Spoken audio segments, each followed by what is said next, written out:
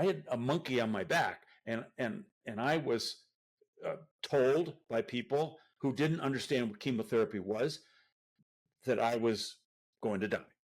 And so I lived with that. And so you are willing to be quite a risk taker when you think, well, I don't have long to what the hell? And so, I when the chemotherapy ended, I said, I'm done here. I'm done with college. I drove from Detroit to Utah, became a ski bum and skied 100 days straight to get good at skiing, and thought I was going to ski until I dropped dead. And then the snow melted and I wasn't dead, and I couldn't figure out what to do next.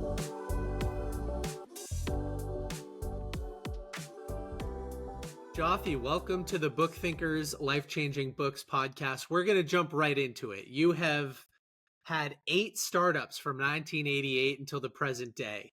And I want to kick things off. It's the late 1980s. You're at Duke and you get what entrepreneurs like to call the itch. So this is where I'd like to start the conversation today. Take us from that moment. You get the itch, and then what happens?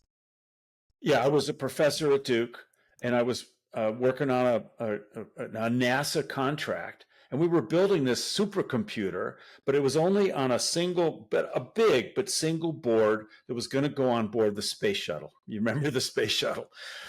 And I was just enamored with this thing and said, why is this only going to NASA? Why isn't this something that every company that needs a supercomputer and is buying these machines that require water cooling and a huge room and are just, expensive monsters? Would they want something that's faster than that, but could just fit in something that's the size of a filing cabinet? That was the itch. But I didn't know anything about startups. I was a professor, and I was in North Carolina, and it's not Silicon Valley or Boston, which is where, all startup things certainly back then was happening. So that was the itch. Well, let me ask this. Were you always entrepreneurial? A lot of people say, when I was young, I had a lemonade stand and I always knew I wanted to be in control of my destiny. But it sounds like maybe that wasn't the case for you, or at least originally. Not in that kind of way. I mean, yeah, I was a kid that, I'll tell you this, I was a kid that understood the importance of money. and I mowed grass for, everybody on the street, and I made them pay me for it, and wasn't just a favor, because I needed money for stereo equipment. I loved music, rock and roll. I mean, I was probably 11 and I was already listening to Led Zeppelin and Supertramp. And so in that sense, I was maybe a little bit, entrepreneurial. Now, I'm so curious, how did you, I wanted to ask all about your past and everything else, because you have such an inspiring story. I mean, I dug into you a little bit. I'm like, holy smokes, this guy is incredible. So I guess just trying to keep the conversation more towards the book, how did you go from, a professor to taking this leap? What was inside of you? I know you said the itch, but what was inside you that was like, okay, I have the courage to take this leap? Or did you just not even think about it that way? I did think about it that way, so this is where, the context of everything that happened to me when I was a kid made me fearless and very, comfortable taking risks. Because what had happened to me is, cancer at age 16 in the bone of my knee, had to have my leg amputated. Everybody was telling me what I can't do. That's all I heard is can't. And I had to figure things out on my own. And I did a little bit, trying various things and getting good on crutches. But then I got whack number 2 in college, and the cancer had spread to my lung and had take my left lung out. And so now I thought, okay, I'm doomed. And my life was saved because chemotherapy had just come out. But that didn't take, I had a monkey on my back, and I was told by people who didn't understand what chemotherapy was that I was going to die. And so I lived with that. And so you are willing to be quite a risk taker when you think, well, I don't have long to what the hell. And so I when the chemotherapy ended, I said, I'm done here. I'm done with college. I drove from Detroit to Utah, became a ski bum and skied 100 days straight to get good at skiing, and thought I was going to ski until I dropped dead. And then the snow melted and I wasn't dead, and I couldn't figure out what to do next. So I finished school, and I still didn't think I was going to be around. That thing lasted a long time, 25 years, before I actually stopped thinking that I was okay. And so all that time I'm taking risks, and one of those finally, came when it's like, I don't know what to do about this, except I got to try. I got to figure this out. I am married to the most understanding and patient and amazing woman who said, "Oh, we're going to move from this wonderful, safe North Carolina and go to California, which is going to fall into the ocean. Really? You want to do that? Okay, sure," she says. So we did. Wow.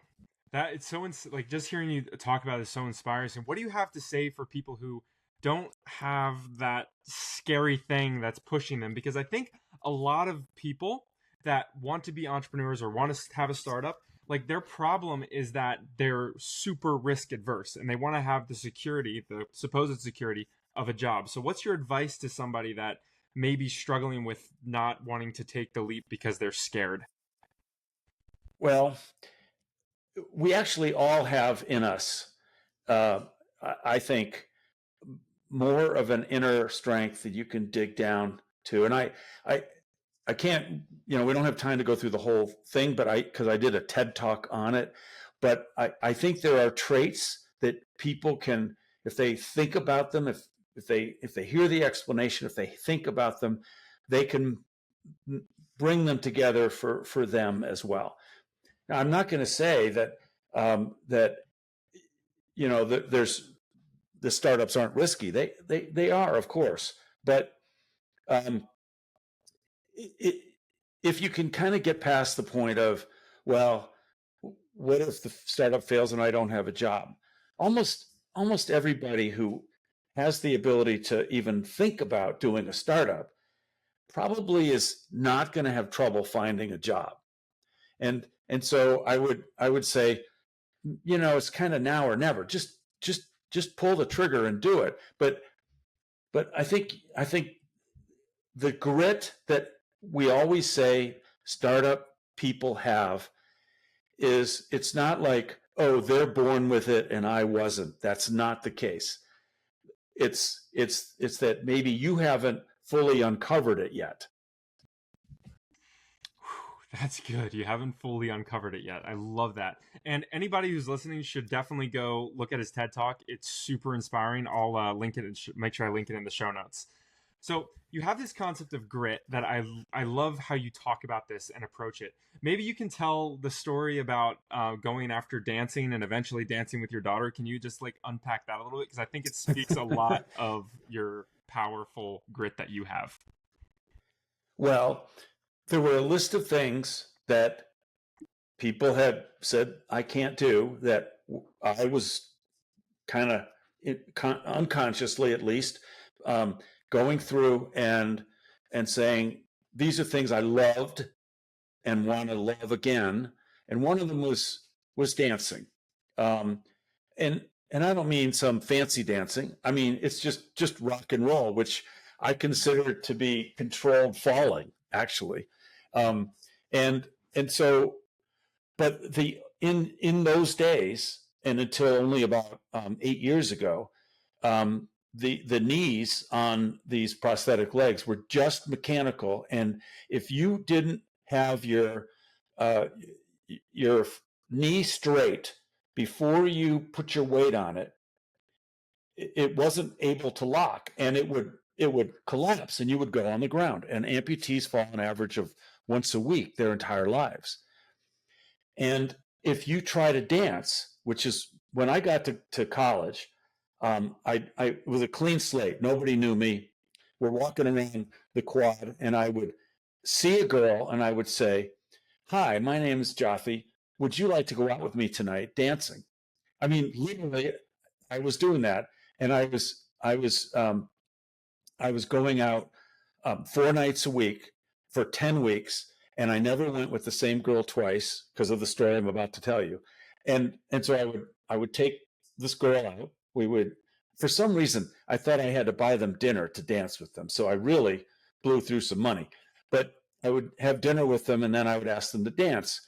And it would usually be a a jukebox or something. It wasn't usually a band. And I would dance a little bit, and then I would make a mistake, and I would bang, and I'd fall right on her feet, and she would like, and we hadn't had much to drink, or probably hadn't had anything to drink, and she would say, "Do you need, do you want to sit down?" I said, "No, no, no, let's keep going." But usually, third time of falling on her feet, she says, "That's enough. We're sitting down." And I just did that for the 10 weeks. And I was slowly getting a little bit better, but it was like, I mean, there is no recovery. If you make one mistake, boom, you're down. But then they made these, so now the prosthetics have an accelerometer in them, and they have a computer that can close the valve on a hydraulic uh, uh, close the valve on the hydraulic cylinder, so that so all of a sudden it detects that the knee is accelerating fast. It very fast. It can tell. It closes that valve, and suddenly the leg holds you, and then gives you time to recover. And so now you can actually on purpose sort of bend the leg, and then so it looks like you're dancing rock and roll correctly. And and so then my daughter is getting married. She says, father daughter dance, dad. And I said, okay, well, you're going to have to work with me on this. And then she picks Genesis "We Can't Dance" as the song. and it was fantastic. It was just just an incredible, amazing experience. But one of the things that they have in these legs is a way to kind of rotate it out of your way if you're driving, and it's tight, or if you're on the plane, and it's just helpful. Well, it turns out if you're standing on it and you reach down and do that, you can now have the foot planted on the ground, and I can spin all the way around, and my foot is on the ground and I'm moving, which either makes people really curious or throw up, one of the two. And then it snaps back in, and it's fine. So she said, "Dad, I really want you to do that towards the end of the dance." And then she steps back and she starts pointing to people to look. And so I did that. So that was my dancing experience with my daughter. Is there a video of this that we can see somewhere? Yes. Yes, I can find it. I think I actually did put it years ago on YouTube, and it's got to still be there. I can find it. You'll have to send that our way. I'm sitting here today with Ken Rusk, who has done hundreds of millions of dollars in business. He's also sold tens of thousands of books and changed countless lives. We're sitting here today because he is sponsoring today's episode. So Ken, tell everybody about your course. Well, thank you. I built a course called The Path to a Successful Life. It's designed around trying to get somebody unstuck. Sometimes you're feeling like you're kind of stuck in where you are, and you're not really sure what you want your life to look like or how to go about getting it. Well, for the cost of about dinner and a movie, and maybe the time you spend on a weekend, you can exactly what you want your future to look like and how to go about getting it. You know the power of vision. That's why you watch podcasts like this. So click the link below, get signed up, and let me know what your experience. Jothy, the whole time you were telling that story, I was thinking back to my college days and how timid some of my friends were to approach a girl and ask them to dance or ask them to go out. Meanwhile, you're doing this 4 nights a week, falling on them and having to ask for new dates. So kudos to you. I love the confidence, my friend. Yeah. Yeah. Well, I mean, and I'm not sure I would do that now, but back then I was absolutely fearless about that. Um, and so it worked. Yeah. Well, I that stat about the average amputee falls once per week, to kind of pivot back in a little bit of a cheesy way, startup founders fail pretty often too. And there's a quote that I wanted to read to you, which says, creating a startup can be the most satisfying, rewarding, exciting, creative thing you'll ever do. And it might just be the most lucrative as well, but sometimes it is none of those things. That's a quote from the beginning of your book. So I want to dig into this moment a little bit more where you decide to take the leap and join a team, Hmm. because there are so many different ways to start a business. And I think a lot of people in our audience are going to find a lot of value in your deeper advice here. So, what are some of the ways that you can start a business and get involved with startups?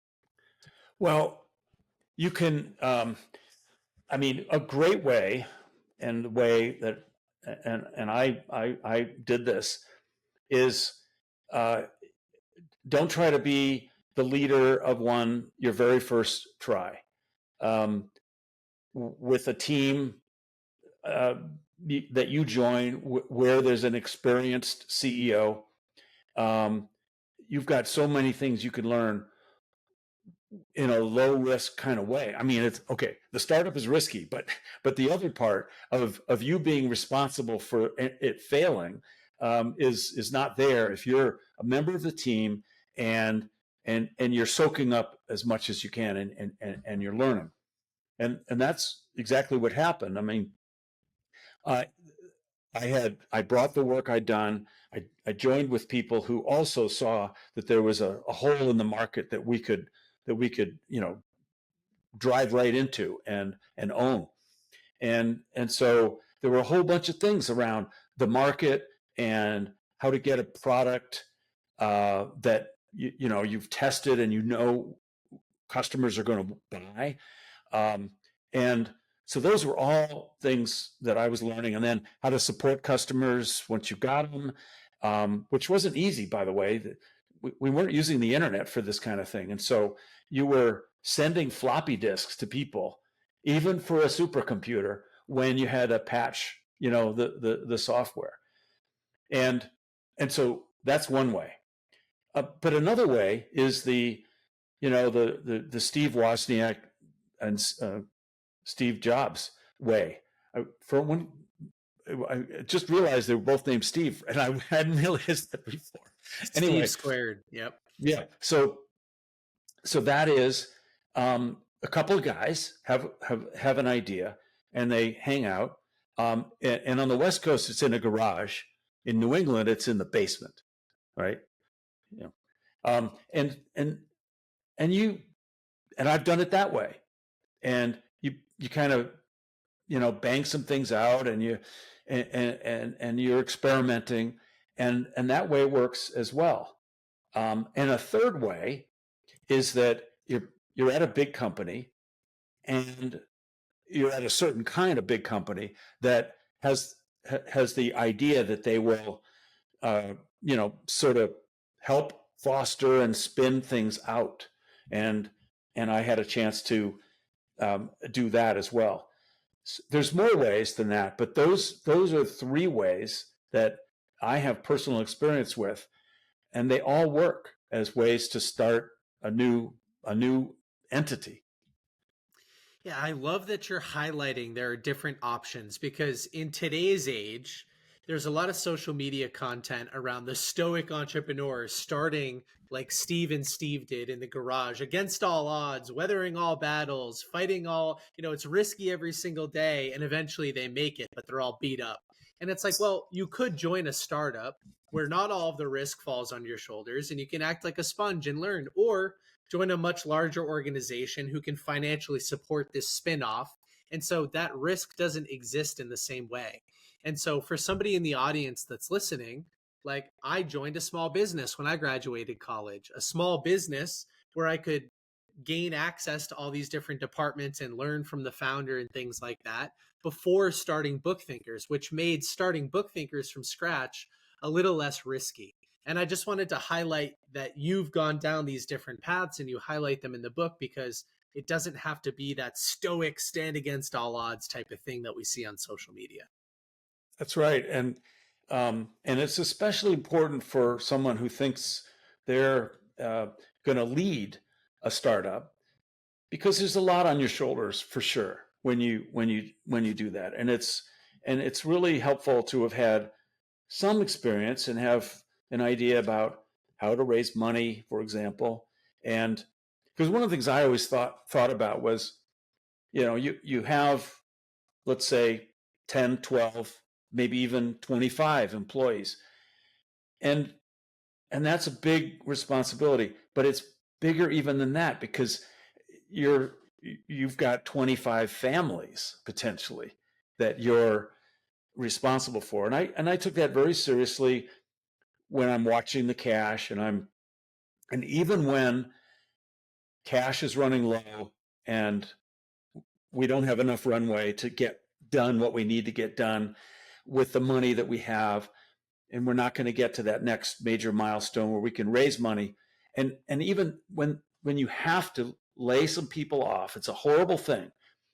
But what you're also doing is you're saying, I'm letting you go, and I'm sorry about that, but I'm preserving what I have, which is smaller and can last longer, for the people that there. And my choice was, well, it's gone for everybody, or is it gonna live for these people?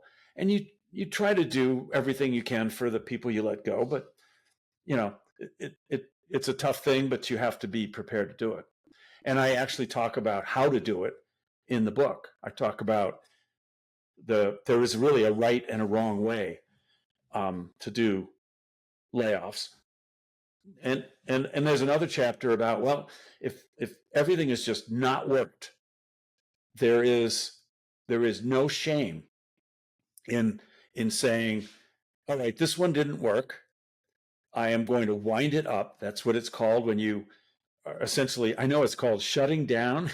It's also called wind up. And there's no shame in having a startup that didn't work. There's, you can analyze and you can try to learn from what went wrong. Sometimes the market just isn't there for when you thought it was. But you know more, and you go on and do another one. So what is your advice to those people that might have had a failed business or failed startup to not let that take over their minds? Because I know in my life, I know several different business owners that have, they had the business, it failed, and then they stopped, they quit. What's your advice to those people that are maybe in that moment of, man, I just had a business fail and I'm judging myself super harshly? Yeah, I've known several people who are that way, and I know one in particular that had a tough time, and he has still not gotten back to it. But what he's doing, which is what I would recommend, is, okay, well, fine, take a break, go get a job someplace, a bigger company where it's safe, lick your wounds a little bit. But if you did it once, there's something in you that is still there. But you also can't just sort of sit there one day and say, okay, I'm going to start another company, because you got to have a great idea. You got to be going after a big problem. So those don't just happen every day. But you maybe have to look for them, but you know, it'll come along, and it'll come back to you if you had that kind of itch the first time. That itch doesn't go away. Jothy, as we get into the last 10 minutes or so of the show and start winding down a little bit, I wanted to ask why you decided to write this book as a series of anecdotes and as a business memoir, instead of like an instruction manual for how to operate a startup? Because I thought this was a really interesting way to do it. Yeah, and I saw all the books out there that were either really quite dry, sort of instruction manual type thing, or the other type was somebody who's telling you how amazing they are. And there are a lot like that. And and I don't think either of those is super easy for somebody to absorb and turn into and something that they can actualize. So what I did was what I thought would have really been helpful to me. Actually, several of my books have that, which is, oh, it's the book I really wish I'd had. And and because my memoir, which I'd written quite a while back, was well received, written in a very informal first person style. Well, of course, memoirs are written in the first person, but this really sort of folksy almost style. I thought, well, why can't I write a business book that's using that same style? And the reason I call them anecdotes is that they're focused on a particular topic, a particular type of thing that I went through in over and over as I did multiple startups, and where there's kind of underlying in that anecdote, underlying it is, okay, here's what you're trying to get done, and here's why that's really important, and here's what happened to me in these 3 startups where it really went haywire, and why it went haywire, and what could you do to avoid it, or what could you do to recover from it. And I was writing these over a period of 10 years as I went through things, and I was just writing down, this is what happened and this is what I did. And let me tell you, there's at least 10 anecdotes that I didn't include. And I could only include when a few people die, because otherwise they're going to be really mad. And I can't disguise them completely. So yeah, there's some other juicy material that will come out someday, but it's really I think much more approachable this way. And the publisher thought so, because when I was just sort of reaching out after the pandemic to a bunch of people, I'm well known for not losing touch with people, and I had during the 3 or so years of the pandemic, and I was reconnecting with a bunch of people, and one of them was the publisher of a previous book that was on cloud computing, and he said, so what are you up to? And I said, well, I've been playing around with these anecdotes. I was thinking of maybe doing a blog for a while, and then it might grow into a book. And he goes, well, tell me the idea. And I told him about the whole first person thing. He says, I don't think that's been done. And then when we were about to hang up, he said, would you send me the table of contents? And I did. And my table of contents is a little bit tongue in cheek, I mean, investors are not your friend, or the good, the bad, and the ugly of startup boards, and board observers. Do you know the meaning of the word observe? And that kind of thing. And I sent it to him. And about 30 or 40 minutes later, I get a DocuSign with a publishing contract. No words, no call back and say, hey. And I said to my wife, this is very strange. He just sent me a contract. She said, what do you think it means? I think he's in a hurry, and I think he wants it. In which case, he just gave me the negotiating advantage. And I did sign the contract after a little bit of negotiation. And so that's the publisher. But I'll tell you this, and one of the reasons why I want to work with you guys.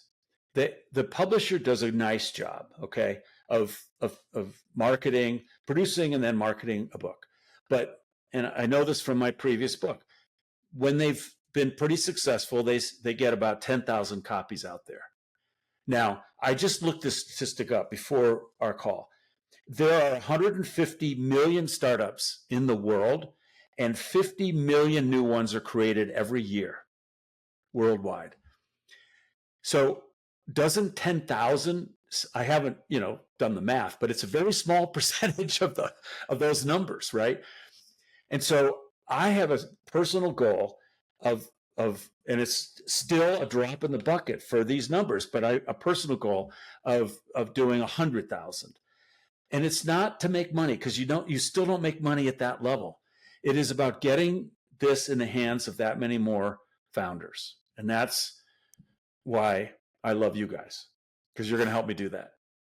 Well, Book Thinkers family, if you're listening, thank you for making it this far into the podcast. And buy a copy of the book. We'll obviously have it linked in the show notes below. And so, Jothy, as I kick it over to Luke for the final question, I'll add that, my specialty is helping people to retain and implement more from the books they're reading. There are a lot of people that buy books on entrepreneurship and they don't start a business, or they don't apply what they've read about the startup process. And sometimes that is the author's fault, because they've written in a format that's not engaging. It's dry, it's boring, or it's just all about me, like you highlighted. And your book is directly in the middle. It's fun, it's engaging, it's actionable, and there are clear steps to implement and follow. And so I think it will be successful. And when a book is actionable, it has word of mouth momentum, because somebody reads it, they apply it, they change their behavior, it leads to success. Other people go, what the heck did you do? Because it's not working for me. And they go, this book. So I'm happy that you wrote it in that format, and I'm excited to work with you and do a deep dive on the book and share it with our audience and a whole bunch of other cool stuff. But this has been a great conversation today, the first of what will probably be a few podcast interviews over time. But thank you so much. And this isn't the end of the show, because Luke has a couple of famous last questions. So I'll kick it to Luke. Okay. All right. So the first one is, where can people go to find you? Obviously, we'll link it all in the show notes, but where can they go to find out more about you and your book? Okay. So it's easy, jothyrosenberg.com. And I have there information about the book, the podcast that I'm doing to try to support the book. And I hope to do some speaking to also support the book. Beautiful. Well, we can't wait to see you on stage some more. I know your TEDx talk was so good, and I was just like, man, this guy needs to talk more. So I'm excited for that. All right. So this is the final question I like to ask all our guests, and it's this. Everything you've put out, you pass away, and everything you put out, the books, courses, anything that you've put out on the internet has disappeared, but you can leave the world with a single piece of advice. What would it be? Well, so I think that the simplest piece of advice is, I like the phrase, who says I can't? And by that, what I really mean is, don't think can't and don't say can't. Yes, I 100% agree. And everyone who's listening, I'll also link this in the show notes, but Jothy has an amazing foundation too. It's the Who Says I Can't .org, I believe it is, where he supports disabled kids and all kinds of stuff. He's doing some amazing things outside of just this book. So Jothy, thank you so much for your wisdom today. This has been amazing. I can't wait to chat with you more and help introduce your book to our audience. Thanks for coming on. Oh my goodness, this was great. Thank you guys. I'm so thankful to have discovered you and getting a little bit of help on this from you. So happy to be here.